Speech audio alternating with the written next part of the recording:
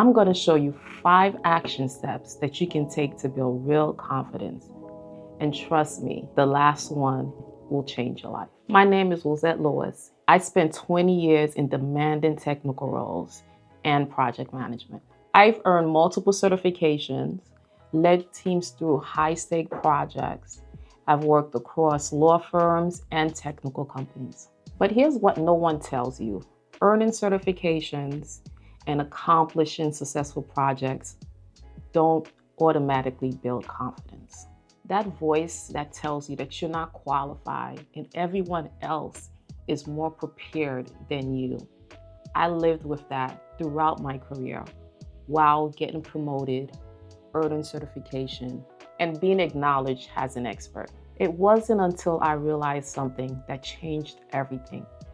Confidence isn't something that you achieve. Confidence is a skill that you build through taking action in spite of that doubt. And once I realized that, everything shifted. The first step is understanding your confidence gap. Is the distance between your goal and the confidence required to execute it.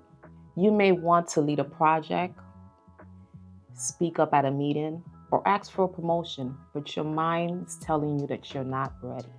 So you wait and continue to wait until you feel confident. And that confidence never happens. So here's the problem. Most people believe that confidence comes before an action, but it's actually the reverse. Action is followed by confidence. You don't wait to feel confident.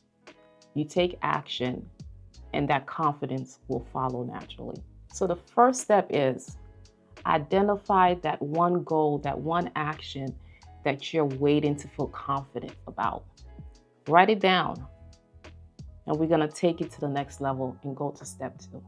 The second step is to learn how to work with your negative thoughts. One of the biggest mistakes we make is giving these negative thoughts power over us. So your brain says you're not good enough. They're going to find out that you don't belong at the table. And you spent countless hours, weeks, years fighting that thought. Instead of doing that, the goal should be creating some distance between you and those thoughts. They're just thoughts. They're things that come up, but they're not truth. So take the time to think back on when you were extremely successful at something small, where you've proven yourself. You got here at this level because you took action in spite of your fears. So you have to continue taking that action and realizing these negative thoughts don't make you. So take the time to listen to the thought, but not acknowledge it as being truth. So you don't have to spend so much energy fighting. When you stop fighting your thoughts, they lose their power. They're no longer your enemy. They're just weather passing through. Step 3 is figuring out what really matters to you. What are your core values? This is crucial because true confidence does not come from positive affirmation or pumping yourself up. Think about it. Have you ever done something scary out of your comfort zone, but you did it anyway? Because the cause was something that truly mattered to you. So there was nothing holding you back. On the flip side, have you ever just played it safe, avoided discomfort, and didn't tackle something because you were too afraid? How did that feel? Possibly hollow, regretful, as if you betrayed yourself. That's because your action was not aligned with what matters to you. You feel disconnected and weak.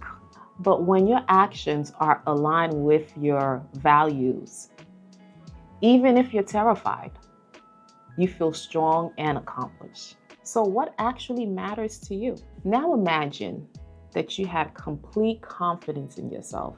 You are 100% capable of reaching any goal that you wanted.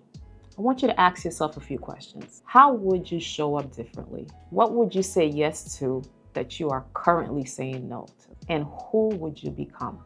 The answers to these questions will reveal your values.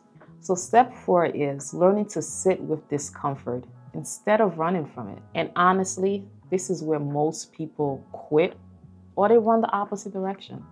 Because taking action in the presence of fear and doubt is uncomfortable. Your body might feel anxious.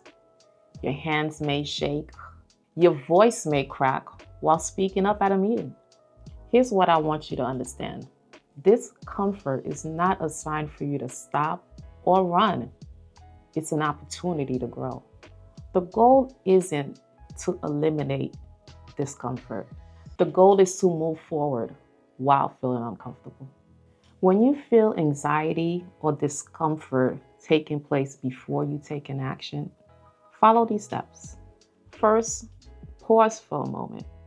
Then take the time to notice where you're feeling it in your body. Is it your chest, your heart, your sweaty palms?